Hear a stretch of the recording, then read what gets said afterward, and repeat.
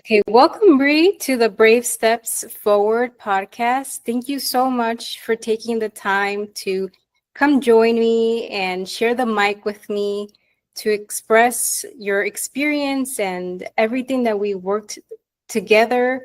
I am so proud of you for the hard work that you put in your journey and investing in yourself. And I just want to turn the mic to you so that you can just share your experience, where you were and where you are now in life. Well, hi, Carlin. Thank you for having me. Um, what is it? I've been working with you like for a year now. I was working for you with a year. Just a little bit of background. Um, I'm a mom of two sons. I have a 20-year-old son and 11-year-old son. In my household, it's my mom and my two children and me. I work as a freelance interpreter, and I'm 41. I'm single, and I'm a Latina. With a little bit of context of myself. So when I started working with you, I remember that I was at a point in my life where I knew I knew what I didn't want. I was unclear of what I wanted, but I was very clear as what I didn't want, what has not been working for me. I was overwhelmed, because I was just in that mode of go, go, go, go, go. Um, I have been blessed with great friends, and I have good family support, and I have my relationship with God, but I felt like something was missing. I was like stuck, but I didn't know, you know, where to start or what to do. And that's when you came along, and you were like that piece that just tied everything together, and that way everything would start working together. Um, being from a Hispanic family, I had that mode of just go, go, go, and work, and you have to take care of your kids, and and and I was just in that mode. I really didn't pay attention to feelings, what my body was telling me. I never thought I was stressed. I'm like, no, I don't know what stress is. That's not. I don't got time for that. I don't got time for stress. I don't got time for depression or whatnot. And so, when I started working with you, something that helped me a lot was the emotions wheel, because sometimes I had feelings that I didn't even know what they were or what they meant. I just knew that I just had to suppress them because I was just in the sad, happy, and mad, emotions. Um, being a single mom, I was hard on myself. Mm, I was hard on myself because I felt like, I've had my failed relationships, and I thought that I would, and I was, um, repeating the same errors. I was like, you know, how can I keep, why do I keep repeating, the same habit, the same pattern? So I was very hard on myself. Something that things that helped me was with you is those mediations to help me have grace for myself, because I was good at forgiving others, but I wasn't very good at forgiving myself. I was hard on myself. So learning to have grace towards myself um, that you know, if I don't have anybody to hug me, I can hug myself. Yeah, you know, and I can tell myself it's okay. You know, I'm still loved. Learn to value myself more, and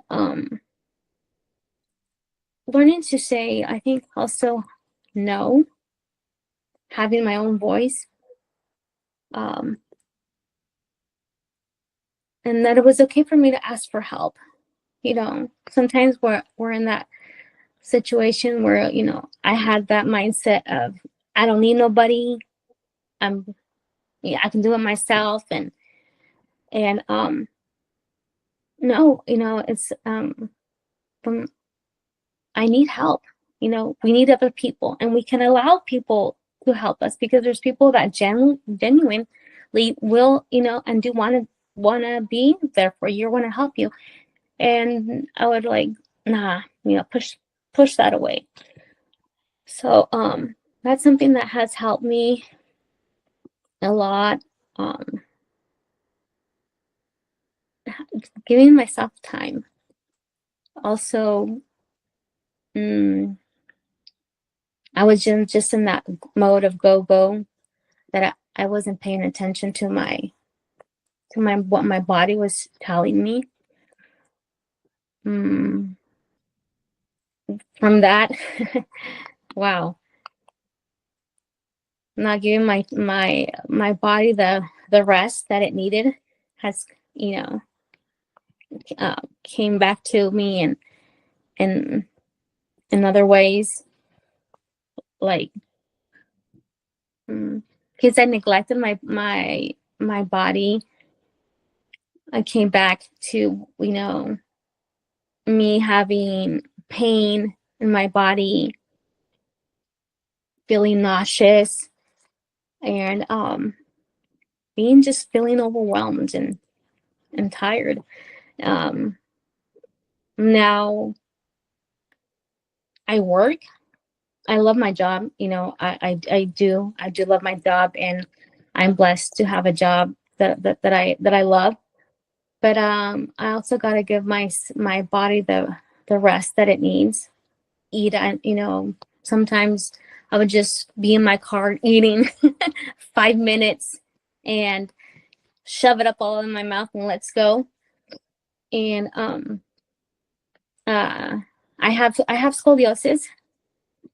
I have scoliosis, and now um I'm I have to do, like, actually now I have to give myself that time, because if I don't give myself that time to do the exercises that I need, I just feel like very bad during the rest of the day.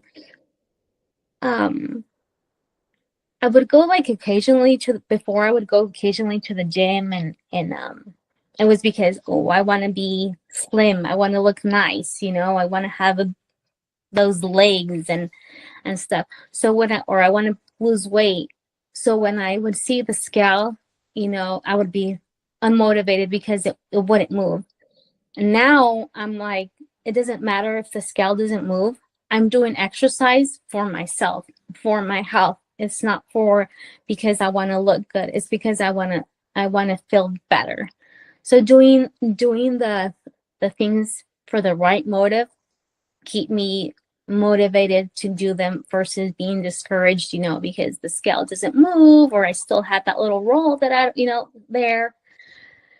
So yeah, um learning to connect with my children in a deeper way. Um from relationship standpoint,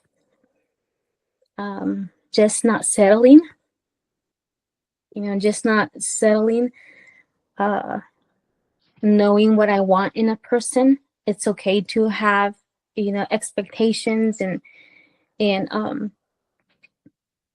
just not settling. And I want somebody that their values, their lifestyle align with me. So So yeah, those are some things as well. So you heard Bernadette, like if you have similar values of investing in yourself and her lifestyle, then please reach out so that you can start dating. Yes, please. I'm 41, single. Yeah. So yeah. I learned to boundaries and and standing by those boundaries, not letting myself influence or, oh, okay, giving in. So yeah. And just working with you in this tools and all the strategies that you gave me, that I can do them anytime during the day. They don't take long, a 5-10 minute mediation in my car. If I don't have nobody to hug me, I hug myself. I can hug myself and comfort myself and tell myself, if nobody tells me pretty stuff, I can tell me, those stuff myself, not waiting for anybody to tell me those things. Oh my gosh, I overthink things a lot, and I just get overwhelmed when I have so many options. So the strategies that you gave me to tackle one thing at a time, and remember that, what's it, SODA chart that you gave me. Yeah. So I wouldn't feel so overwhelmed and end up with a headache. So yeah. Let's see. You're moving away from the camera a little bit. Oh, sorry. I'm right there.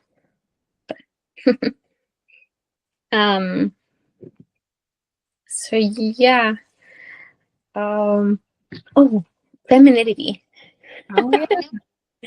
Learning about that, I was like, what? Yeah, I was in my masculine, but that was because I felt that I was forced into that. There was like, what else, what else should I do? I wasn't something that I was wanting to.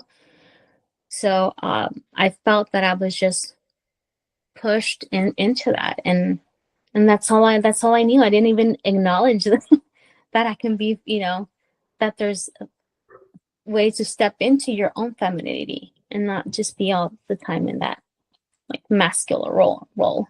Maybe that was why men were afraid of me. They didn't get close to me.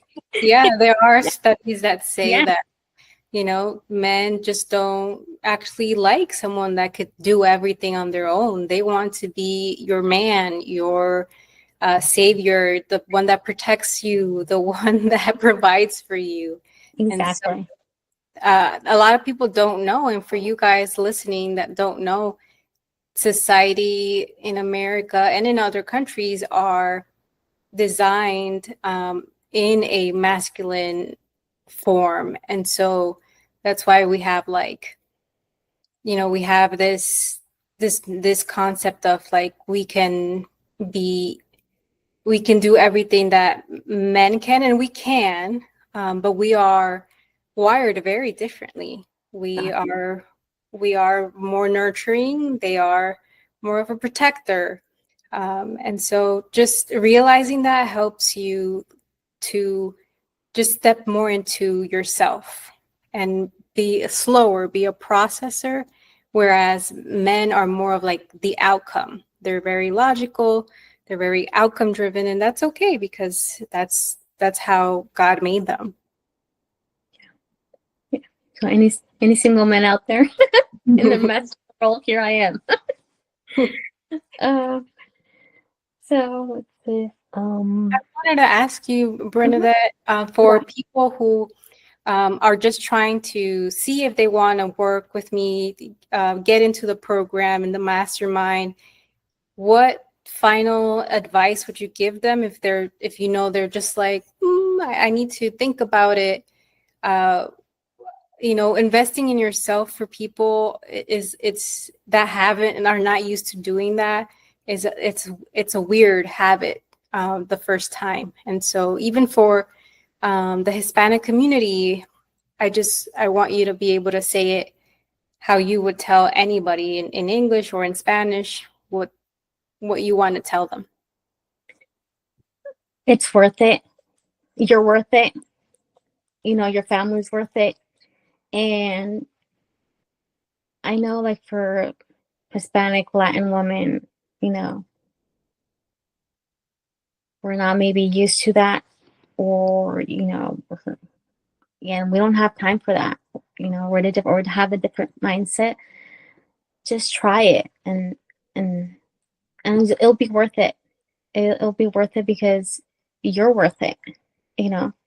Why stay there? And why stay in that?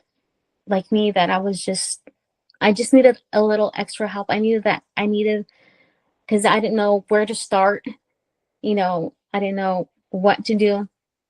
I had, like I said, I have family, I have friends, I have my relationship with God, and I knew all the things that weren't working for me.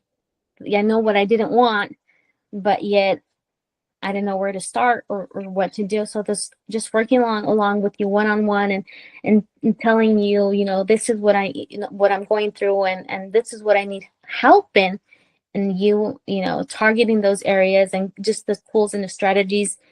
Like, I'm really not a person that, like I told you, that to read a book, but you adapted to my the way that I learned. So you're like, okay, you don't read a book very long. Okay, podcasts. I thrive a lot. I was able to hear those podcasts.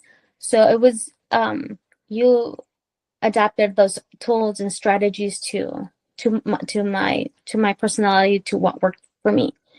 So yeah, let's just try it. If it's you'll grow, and it really does. It does help. You won't regret it. Well, thank you so much, Bernadette, for coming on and sharing your heart. I know you're not used to doing that, so thank you so much for coming on. And I just want to tell the audience that, I'm really in the business of helping people because I was once helped too. And so just that transformation is what keeps me going, and I want to overflow that onto other people, other women and men, and people that identify in other LGBTQ. I just have a heart for seeing people grow and change, and it's a special gift that I have been given, and that's why I have named this podcast "The Brave Steps Forward," because I will only let you go forward. So, yeah, if you want more information, you know where to contact me. And Bre, thank you again. I'm going to end the podcast now.